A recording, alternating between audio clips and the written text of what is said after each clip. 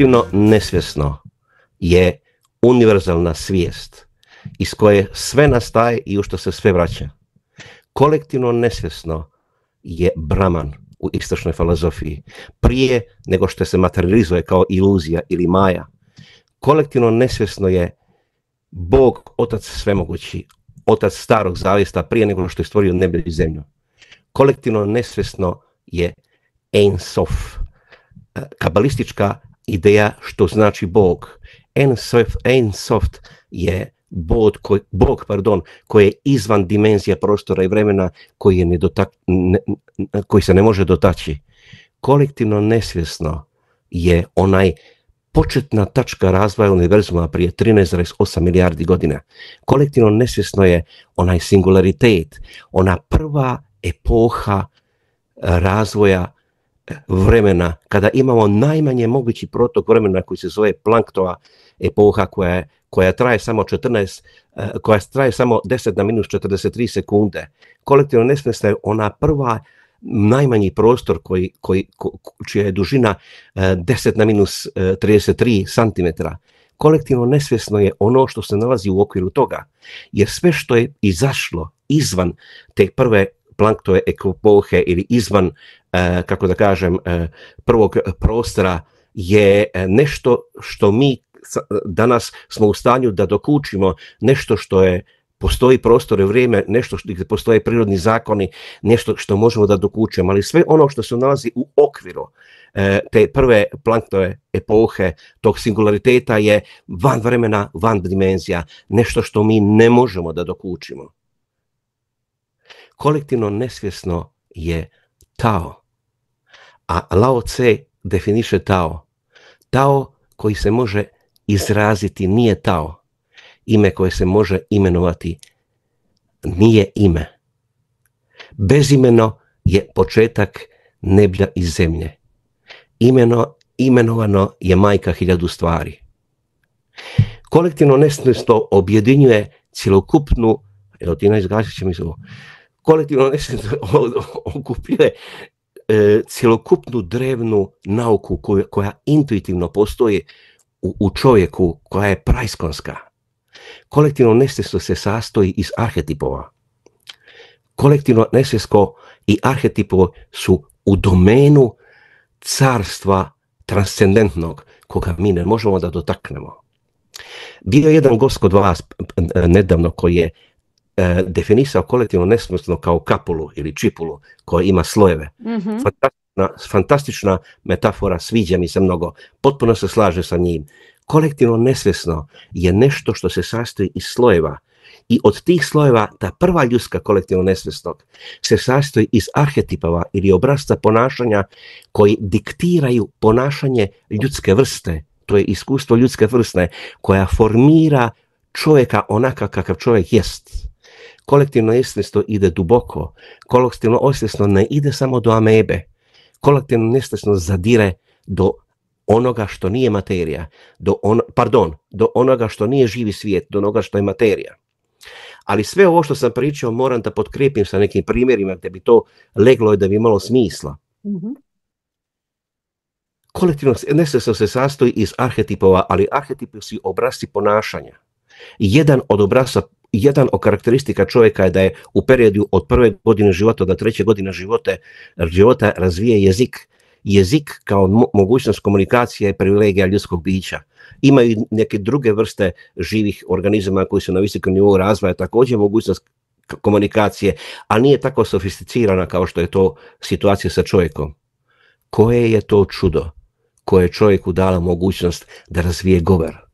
Da. To je arhetip i obrazac ponašanja koji se aktivirao u tom momentu i koji je omogućio čovjeku da se odredi ono što jest. Jer kada mi govorimo, mi moramo da upotrijebimo muskulaturu jezika, usana, grla, a ta muskulatura treba da se upotrebi određenim redosledom, tačnim redosledom, da bismo mogli da formiramo glas, da bismo mogli da formiramo riječ, rečenicu. I u tom momentu se aktivira ta, arhetip, specifični arhetip koji daje instrukcije na koji način ćemo, koji nam olakšava da formiramo, da imamo tu sinhronizovanu i tačno određenu pojavu različitih aktivnosti mišića koji će nam dati jednu koherentnu rečenicu, koji će nam omogućiti da formiramo tu rečenicu. Ali kolektivno estestvo ne završava tu. Ono ne završava na živi svijet, jer je kolektivno estestvo Bog sve mogući. Prije 13,8 milijardi godina počinje veliki prasak, počinje razvoj materije, počinju da se takozvani break symmetry, da se razdvajaju 4 fundamentalne sile koje će da organizuju materiju, koje će ga organizovati u atom kao osnovnu strukturnu jedinicu. Atom se sastoji iz protona i elektrona. Protoni su pozitivno naelektrisani. Oni se nalaze u jezgru atoma. Pozitivno elektrisani elektroni se odbijaju međusobno. Kako je moguće da tako malom jezgru atoma zbijemo sve te moguće protone? Moguće je zato što kolektivno estestvo je dalo instrukcije većeg, odnosno ovo ja to, kako da kažem, sa njegovog aspekta pokušavam da obuhvatim cjelinu. Kolektivno estestvo, odnosno obrazac ponašanja, daje instrukcije visokoj nuklearnoj sili, jakoj nuklearnoj sili kako da se ponaša. I on joj daje instrukcije da se ponaša ni manje ni više nego da bude tačno 100 puta jača elektromagnetne sile. Zašto? Jer ako je jača nego 100 puta od elektromagnetne sile, onda će se svi protoni zajedno ujediniti. Elektromagnetna sila, jednostavno imat ćemo situaciju da će svi protoni cijelog mogućeg univerzuma da se ujedine u jedno ogromno jezgro. Ako je malo manja od 100 puta, i ona je jača 100 puta od elektromagnetne sile, ako je malo manje jača nego, izgubio sam mogućnost pričanja, ako je malo manja jača, mora da bude tačno 100 puta jača, ako je malo manje nego to jača, onda će se protoni moći sjediniti do odgovarajućeg stepena, ali mnogo veći atomi neće se moći formirati, će se razjediniti. Ima mnogo toga što radi kolektivno estestvo. Kolektivno estestvo se sastoji iz arhetipova, ali ovo što pokušavam da objasnim ovdje, Jung koristi jedan pojam koji se zove cirkumambularum, jer su kolektivno estestvo i arhetipovi veoma teško objasniti, oni su domen transcendentnog.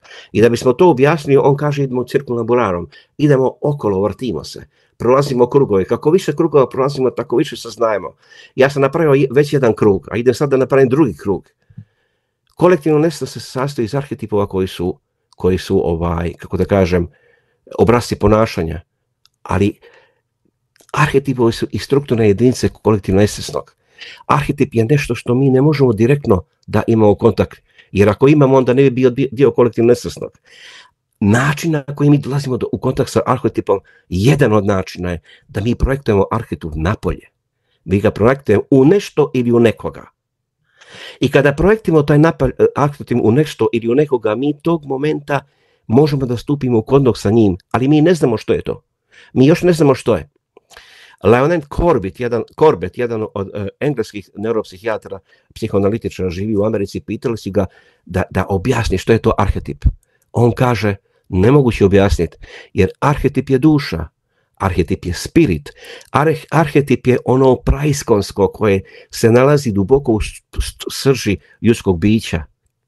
I arhetip je zapravo nešto što kada se projektuje, mi ga ne možemo objasniti, ali ga možemo doživjeti. Ali na koji način?